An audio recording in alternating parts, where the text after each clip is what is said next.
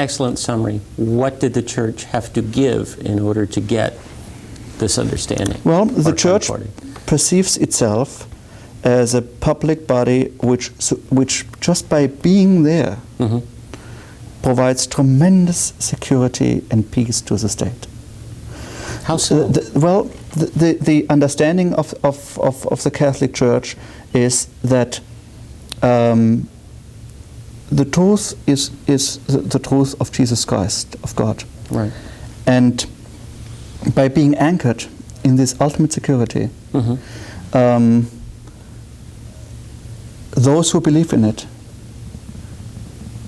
probably are likely to be good citizens in many ways. Not always completely, but in many ways. They're more predictable citizens. They see their human rights, they see their obligations not only as a legal obligation, but as a moral and a religious obligation. Okay. So it's a stabilizing force. And by having morality anchored in the ultimate reality, you stabilize, yes. Okay. That's right. So the most stable, law-abiding. That's right. That's right. I understand. So the German state did not go along, the Weimar Republic, because of some opposition of the secular forces. Especially the question of education was a tough one. Catholic schools were not supposed to exist on German soils. So the negotiations basically weren't concluded during the time of the Weimar Republic. But in certain states. In certain states, but not in those areas of Germany which are not covered by the state concordats. Right. Yeah. Yes. Pacelli was very concerned about the rising nationalism in Germany, and we have his collected speeches from the years from the 20s, basically, and he talks about the dark dangers and the dark clouds of rising nationalism. Yes, yes. Not only National Socialism, but just the the unbending nationalism which was a part of the time. Some very radical stuff. He left Germany in 1929 to become Secretary of State. How did that happen? Well, Cardinal Caspari, his former friend and mentor, had become rather old, and he had concluded the treaty with the Italian state, which reinstated the Pope as head of state, but only of the Vatican state. So the Pope regained his independence, and that gave him some advantages. For example, during World War I, Benedict XV was a prisoner. He could not communicate with foreign governments easily. Later on, during World War II, the Vatican had communications with the whole world. Yeah, and this was of great use, especially to those who needed help. In World War I, to find out. That's right. In World War I, this couldn't have been possible. You know, so the Lateran Treaty had great advantages for the Church. It gave it a legal framework against which to fight the interferences of the state. Now, with the challenges of fascism and communism and the National Socialism, how did the church-state relationships develop during that period of time, and what effect did he have on them? When he went to Rome in 1929, he continued watching the Middle European scene very closely because he was concerned about the Church being squeezed in the East by communism and in the West by National Socialism. There were those in the hierarchy. The Catholic hierarchy had outlawed membership in the National Socialist Party. A Catholic could not be a member of the Nazi Party. And he was behind that. But there were those, especially the head of the Bishops' Conference, an aging Cardinal Bertram from Breslau, who felt it's necessary to give in to the times. We don't want another cultural war with the Protestants.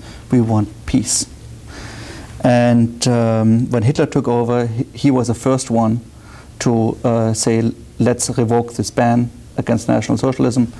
And Pacelli withdrew from that and kind of showed his disapproval of Cardinal Bertram.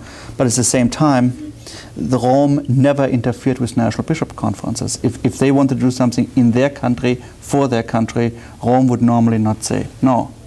Well, but wasn't Pius XI very outspoken, very That's right, but he was very outspoken, and he had quite a temper actually when it came to fascists and Nazis. He couldn't stand them. Do you think this might have been a lesson for Pope Pius XII of what not to do? Well, you know, it's remarkable. Paul VI, who worked for both popes, later on said it is quite remarkable how those two totally different characters went along in complete harmony. You know? At one point, Pius XI wanted to break off all relations with the Nazi government. And Pacelli said, okay, let's do that. But then who is going to talk? What communications are we going to have left with the bishops and with the clergy? Yeah. How are we going to know about the prosecutions which are going to take place? How can we protest against what's going on if we don't know? Only through the nuncio we know what's going on, because the bishops and the clergies are forbidden to leave the country. So they kept him going, but there was this wonderful affair when Cardinal Mundelein from Chicago in 1937 made a speech in which he said, you know, I don't understand the German people. They are intelligent. Why do they have a foreigner, a painter, without any education, telling them what to do all the time? You know, this doesn't make sense. This guy is an idiot. And Hitler was outraged, and he insisted through the ambassador in Washington and through the ambassador at the Holy See that the Pope or Cardinal Pacelli apologize for that. Otherwise, there would be serious consequences. And Pacelli said, well, I'm willing to say that Mundelein is not the Pope, and I'm willing to say that Mundelein is speaking for himself. But I'm also willing to discuss everything what Mundelein is saying if you are willing to discuss, on the other hand, the complaints which Mundelein brought up. Let's talk about what Mundelein said in total, because he talked about the persecution, he talked about priests going to concentration camps, he talked about the ideology of putting it back into context. Let's talk about the whole thing. Yeah. And that made them even more unhappy. And they let it be known that there's going to be a big gathering of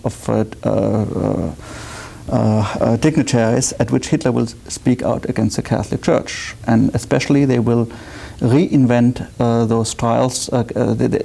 Whenever they had problems with the Catholic Church, they had trials against homosexuality. That was the going thing.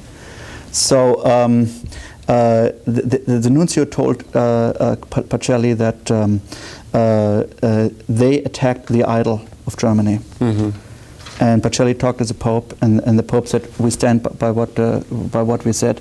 And Pacelli wrote in his diary, we don't bow for any idols, especially ones which has to be destroyed. So that was the end of that story. Well, before we get on to the time when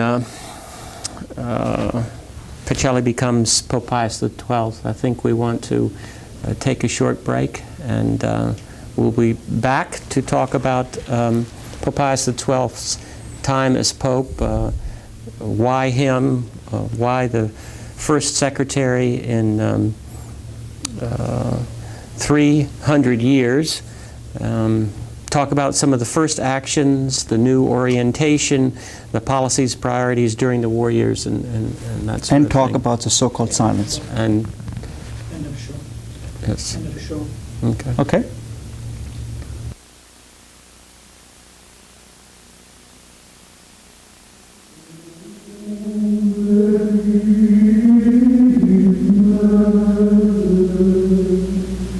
Oh